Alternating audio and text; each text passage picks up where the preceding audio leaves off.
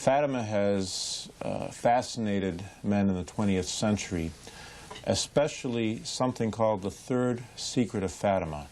It was given by Sister Lucy to the Pope in the Vatican in the 1940s. It was never made public until recently. For years there was much speculation on what the message contained. Now we know what at least part of it says. What Our Lady spoke to these three children was really addressed to the entire world. The primary revelations of Our Lady to these children, private revelations, took place in July of 1917. And these were known as the Three Secrets of Fatima.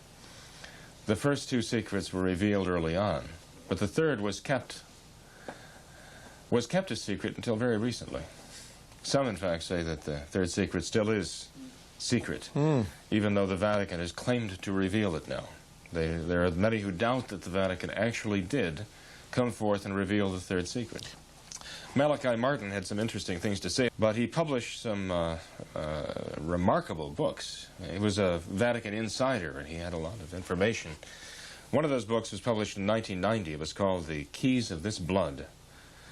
And it was subtitled The Struggle for World Dominion Between Pope John Paul II, Mikhail Gorbachev, and the Capitalist West. Gives you an idea about the politics that he's going into.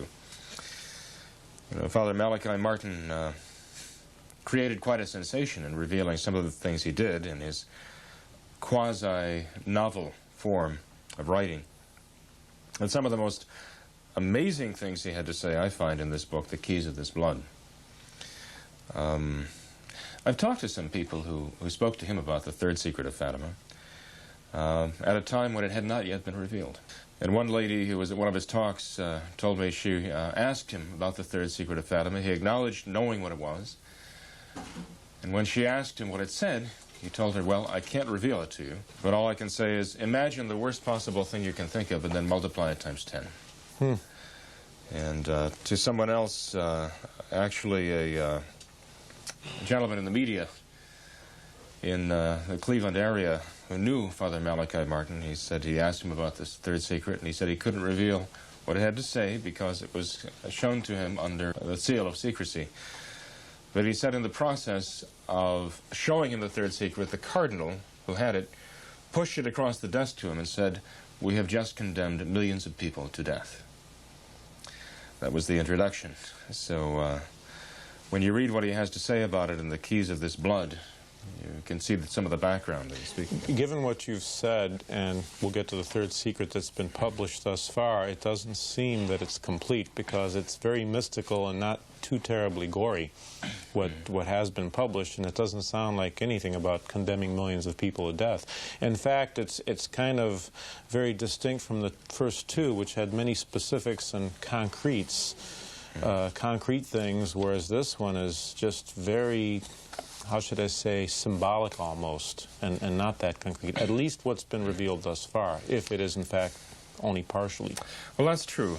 The third secret was supposedly revealed in part. The first glimmer of it was given by Cardinal Sodano, who was the Vatican Secretary of State. He revealed it May 13th of the year 2000. And he just alluded to it, saying he had permission to do so, and he said it had to do with the Pope being wounded and recovering. But in fact, when the third secret appeared on the Vatican website, it had nothing to do with the Pope being wounded and recovering. It said explicitly the Pope was going to be killed, and killed not just by one, but by a group of soldiers. It talked about executions.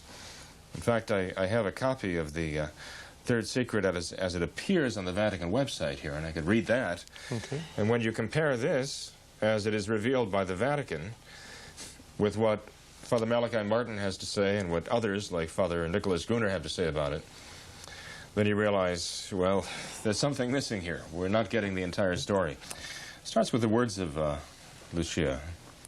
I write in obedience to you, my God, who commanded me to do so through His Excellency the Bishop of Leiria, and through your most holy mother and mine. And then she continues, after the two parts which I have already explained, at the left of Our Lady, and a little above, we saw an angel with a flaming sword in his left hand, flashing, it gave out flames that looked as though they would set the world on fire. But they died out in contact with the splendor that Our Lady radiated towards him from her right hand.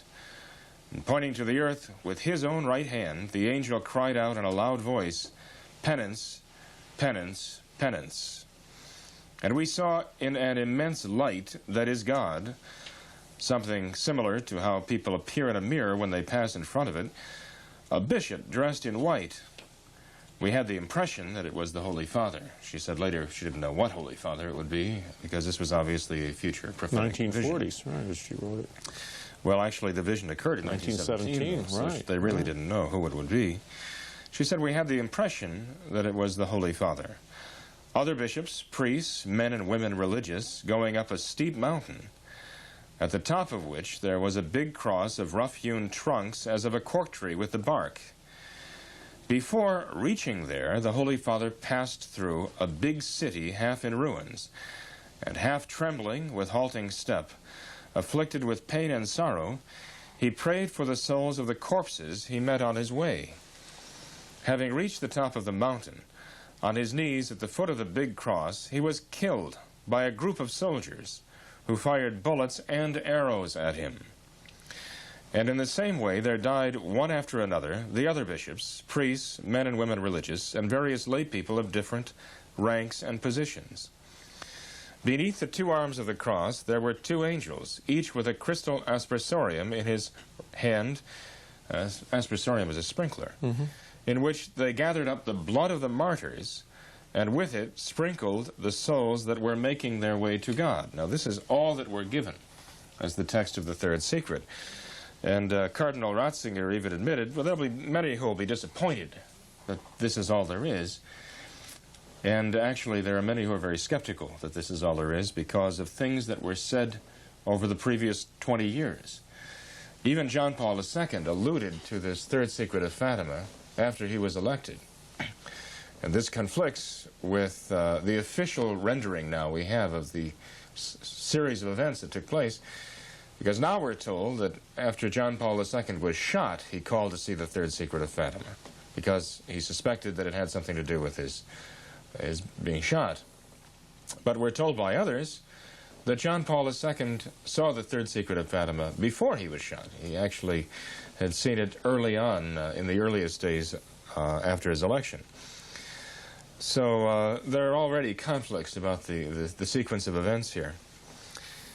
There were many who were disappointed with this third secret, and claiming that this is part of the third secret, but certainly not the entire third secret. Part of it is being kept back. Why? They don't know why it's being squelched. If you read the summer 2000 issue of the Fatima Crusader of Father Gruner, you see there are various experts on Fatima who are making the case that we're being deceived. Part of the secret of Fatima is being suppressed. If you read what Malachi Martin wrote in The Keys of This Blood, you'll see that there apparently is much more to it than we're being told. Why would it be suppressed? Well, perhaps for the same reason that John the 23rd refused to reveal it when he was supposed to in 1960. You know, Our Lady told Lucia that this secret was to be revealed in 1960 by the Pope at that time. That's interesting. John the 23rd saw it, and we're told by those who witnessed his reading of it that he simply put it back in the envelope, said it does not apply to us, it is not necessary to disturb the faithful with these things. And then the secret was salted away. There were others who knew of it, though. The Bishop of Leiria certainly knew it, as Lucia delivered it to him, first of all. And others became aware of it as time went on. Ratzinger allegedly saw it, and in fact he comments on it, and he contradicts Lucia's own words. Lucia said that this is a prophetic vision, and he says this does not pertain to anything, a future revelation, or anything prophetic. So there are contradictions. It probably is being kept back because it pertains to them. As Father Martin wrote in his book, John the 23rd had an ideal opportunity to carry out Our Lady's command, to consecrate Russia to her Immaculate Heart, in union with all the bishops of the world, when he had the bishops gathered for Vatican II. Instead, he suppressed the secret. He refused to do what Our Lady had asked him to do, And he took off on this great adventure of Vatican II, which has brought the Church so low. You know, that's really a kind of a striking thought, and which might even be beyond comprehension for many Catholics, how a believer, a pope, who would have an apparition which the Church recognizes and would have part of its message delivered to him with a mandate or a command to make it public, and he refused to do so. That is chilling, that he would take it upon himself to make that kind of a determination.